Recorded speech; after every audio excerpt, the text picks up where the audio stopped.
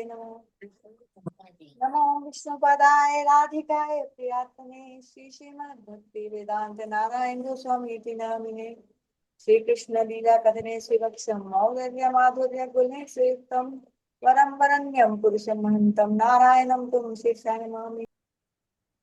वाञ्छकल्पतरुभ्यश्च कृपा सिन्धुभ्येव च पतितानां पावनेभ्यो वैष्णवेभ्यो नमो नमः। चलिए शुरू करते हैं। कल हम लोगों ने बात की थी जब हमने बताया था कि गुड़ाकेश का जो मतलब बताया था, तो उसमें बताया था अर्जुन का नाम एक गुड़ाकेश है कि जिसको कृष्ण स्वयं प्रेम करते हैं, तो उसको आकेश यानी कि ब्रह्मा विष्णु महेश इन तीनों से भी बहुत प्रेम मिलता है। तो उसकी एक कहानी का एक छोटा जिस्ट दिया था कि कैसे महाविष्णु भी अर्जुन और कृष्ण को देखना चाहते थे। तो उसके लिए वो मैंने बोला था आप स्टोरी डिस्कस करेंगे, तो शॉर्ट में वो स्टोरी बताती हूँ मैं आपको। ये श्रीमद् भागवतम में आती है। तो एक बार द्वारका में, जहाँ अब ऑलरेडी उग्रसेन राजा थे, कृष्णा द्वारका में शिफ्ट हो चुके थे, तो एक ब्राह्मण था जिसकी यूजुअली माना जाता है, ऐसे शास्त्र बोलते हैं कि जो राजा है किसी देश का, उसका जो अच्छा या बुरा कर्म होता है वो सिटीजन्स पे भी आता है। अगर वो बुरा कर्म करेगा तो सिटीजन, उसके जो प्रजा है उस पर भी इफेक्ट होगा, और अगर वो धार्मिक है तो प्रजा भी धार्मिक हो जाएगी। लेकिन अब क्या हुआ कि इस ब्राह्मण के घर में पुत्र हुआ और वो मर गया। तो ब्राह्मण ने अपने, जो उसको बड़ा गुस्सा चढ़ा क्योंकि उसे उसके जीवन में तो उसने कोई पाप किया नहीं था, तो उसने बोला वो ना हो ये कोई राजा ने कोई गलत काम किया उसकी वजह से मेरा पुत्र मरा है। तो वो जाके राजा उग्रसेन को गालियां देना शुरू हो गया कि तेरी वजह से एक ब्राह्मण के पुत्र की डेथ हुई है। तो उसने महाराज ने कुछ नहीं बोला, लेकिन ऐसे क्या हुआ, उसके एक के बाद एक के बाद एक के बाद बड़े सारे पुत्र मरते चले गए। 8 पुत्र मर गए। और हर बार आकर वो उग्रसेन को आकर और गालियां और गालियां और गालियां देता था। तो जब 9वां पुत्र मरा, तब अर्जुन भी उस वक्त द्वारका में आए हुए थे कृष्णा से मिलने। तो उन्होंने सुना, तो उन्होंने उसको बोला कि राजा को गाली देने के लिए, हमारे राजा एकदम धार्मिक है, मैं आई टेक द रिस्पॉन्सिबिलिटी, मैं तुम्हारे बच्चे को प्रोटेक्ट करूंगा, तुम्हारे बच्चे को कुछ नहीं होगा। तो अर्जुन ने और बोला अगर ऐसा, तो उसने बोला कि तू क्या, तेरी बात का क्या मैं मानूं, तेरी क्या गारंटी है। तो उसने बोला कि मैं अग्नि समाधि ले लूंगा अगर मैं तेरे बच्चे को नहीं बचा पाया। तो क्या हुआ, अब फिर वो प्रेग्नेंट हुई 10वें बच्चे से।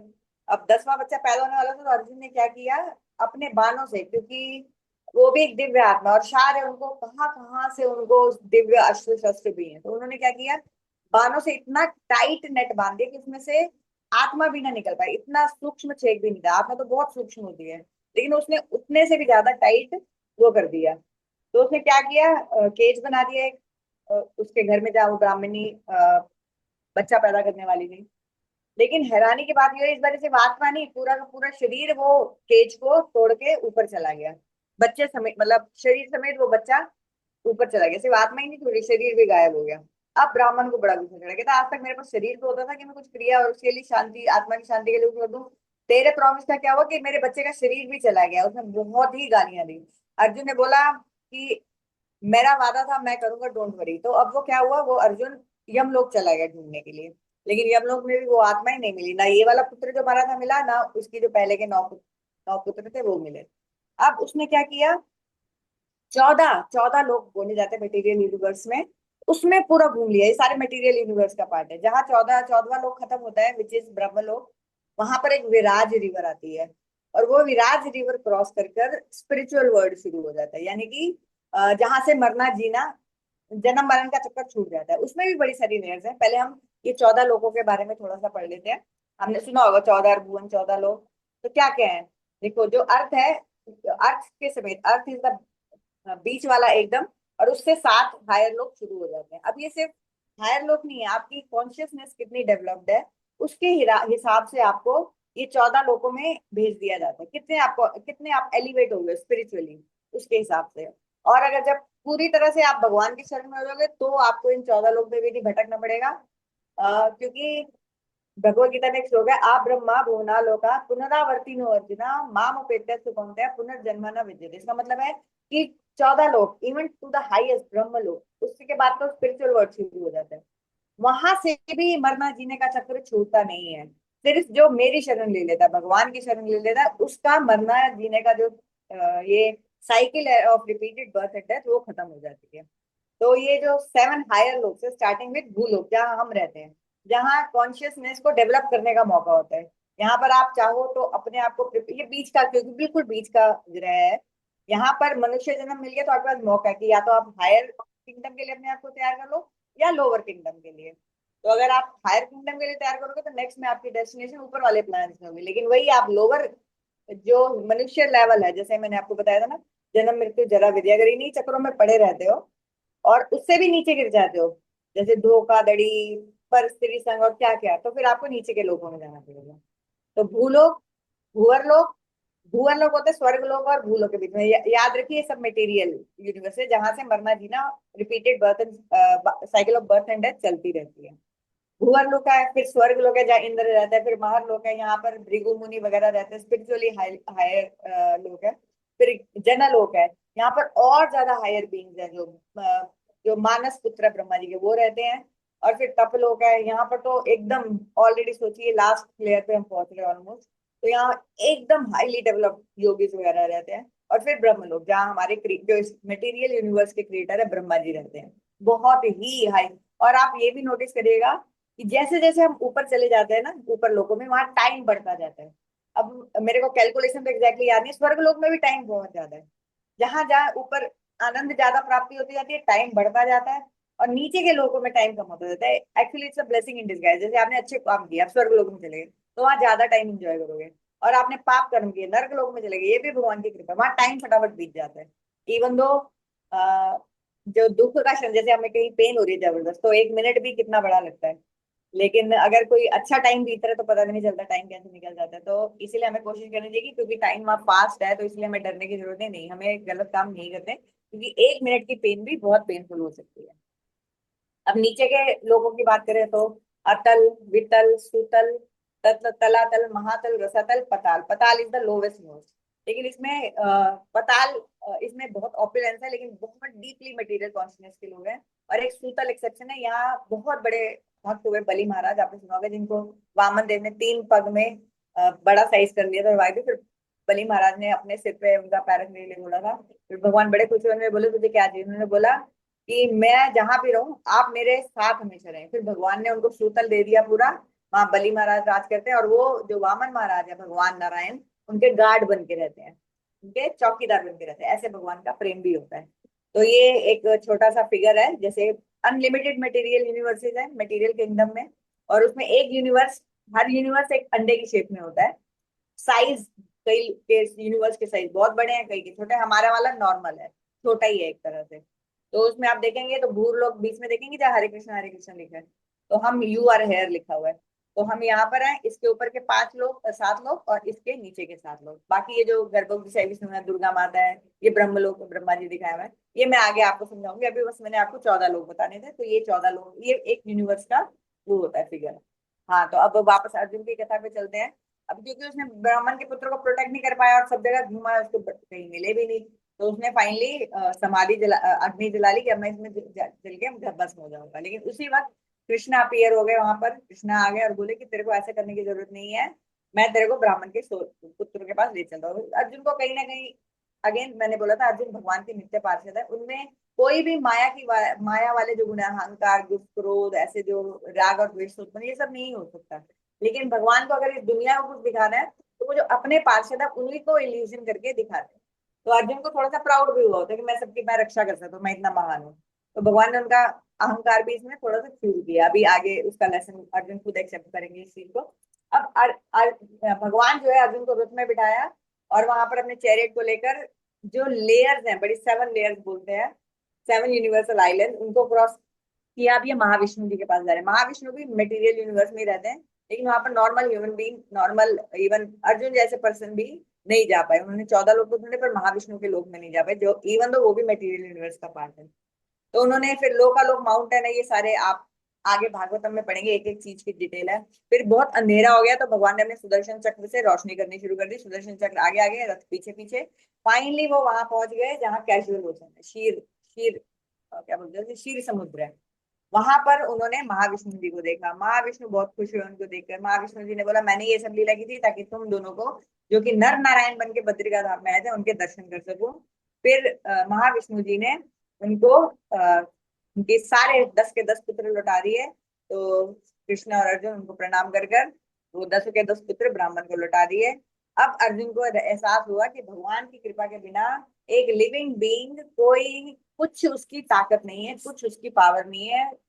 अननेसेसरी का घमंड पाल के चलते हैं हम लोग कि मैं ये हूँ, मैं वो हूँ। अब अर्जुन जैसे का या जैसे सिखाने के लिए ये है, तो हम जैसे लोगों का घमंड तो क्या ही कीमत रखता है, हम क्या ही कर सकते। तो अब हम लोग भगवत गीता 31 तक पढ़ लिया था, अब 32, 32, 33, 34 श्लोक पढ़ते हैं। अगेन मेरी बहुत अच्छी संस्कृत नहीं है, लेकिन फिर भी मैं पढ़ लेती हूँ।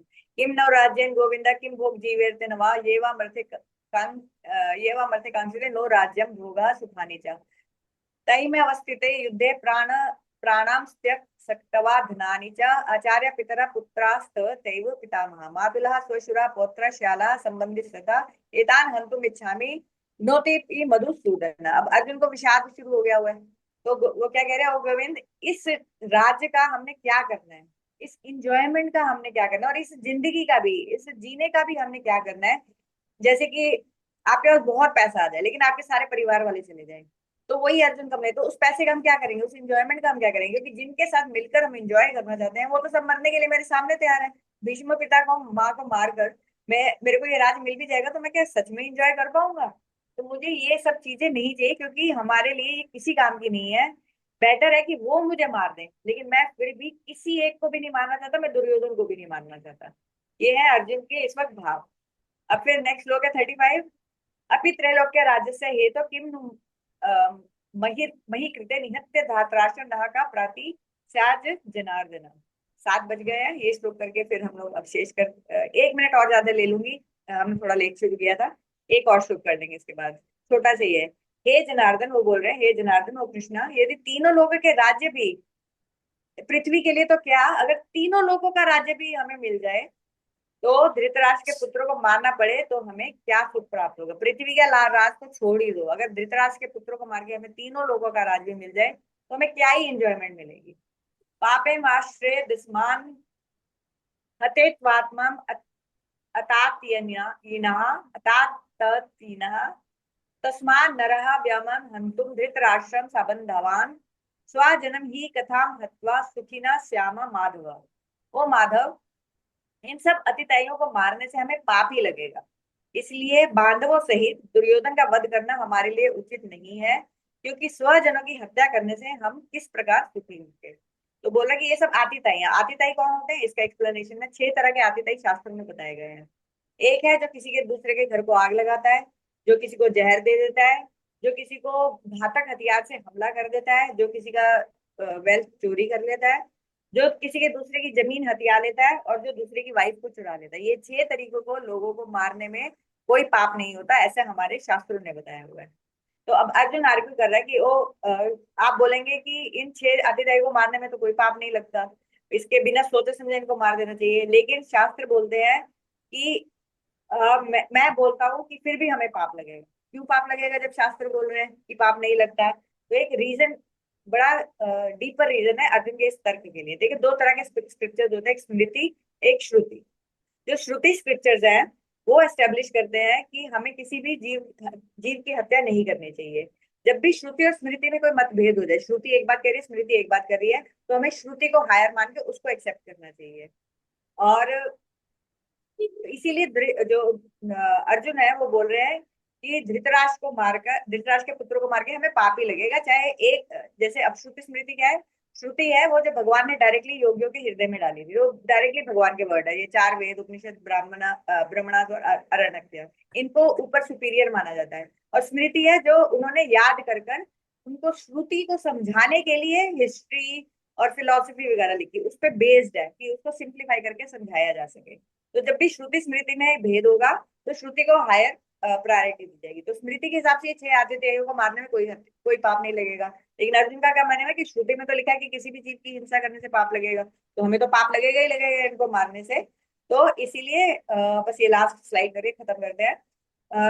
और एक अर्जुन की क्वालिटी देखेगी थी, जब महाभारत खत्म हुआ था, मैंने इसके बारे में भी 3-4 दिन पहले बात की थी। तो अश्वत्थामा ने, जो उत्तरा के गर्भ में एक लास्ट 5 पुत्रों की तो हत्या हो चुकी थी द्रौपदी के, बस एक जो परीक्षित महाराज जो उनके पेट में थे, उत्तरा के, अभिमन्यु के पुत्र, वो उसके ऊपर ब्रह्मास्त्र उन्होंने दाग दिया। अब कृष्ण ने उनको तो बचा लिया, लेकिन फिर अश्वत्थामा को पकड़ के लाया गया। अब द्रौपदी ने बोला कि हमारे गुरु का पुत्र है, उसे मार देना चाहिए था क्योंकि वो अतिताई है, उसने किसी पे जान पे हमला की है और वो भी एक छोटे से बच्चे पे। लेकिन द्रौपदी ने बोला "ये हमारे गुरु का पुत्र है, ब्राह्मण है, इसको मारना नहीं चाहिए"। फिर कृष्णा ने अर्जुन कंफ्यूज हो गया क्या करना चाहिए, तो कृष्णा की तरफ देखा। कृष्णा ने बोला कि ब्राह्मण को तो मारना नहीं चाहिए, लेकिन जिसने इतना बड़ा पाप किया उसको सजा भी मिलनी चाहिए। तो फिर कृष्णा की बात समझ के उन्होंने उसका सिर मूंद दिया था और उसकी जो ये मणि थी फोrehead के बीच में वो निकाल दी थी। तो इसलिए अर्जुन बोल रहे कि किसी को भी मारने से हमें कभी भी कोई अ, अ, अ, खुशी नहीं मिल सकती। अगर एक तरह से छह अतिथि को मारना तर्क संगत भी है, तो ऊपर के शास्त्र बोलते हैं किसी को भी मारना अच्छा नहीं है। तो अपने रिश्तेदारों के अगेंस्ट फाइट करना वेद और सेंटली बिहेवियर दोनों के खिलाफ है। ये हमें सिर्फ दुख और गिल्ट देगा। तो दैट्स इट फॉर टुडे। कोई क्वेश्चन हो please feel free to post in the group, और हम लोग कल फिर आगे कंटिन्यू करेंगे। आज 4 मिनट ज्यादा ले लिए उसके लिए सॉरी। और फिर कल मिलते हैं। हरे कृष्णा। हाँ, आज एकादशी है। अगर कोशिश हो सके तो आज दाल चावल और आटा, ये तीन चीजें छोड़ के जो मर्जी खाइए। अगर हो सके तो, नहीं हो सके तो धीरे धीरे हम लोग आगे बढ़े। हरे कृष्णा, हरे कृष्णा।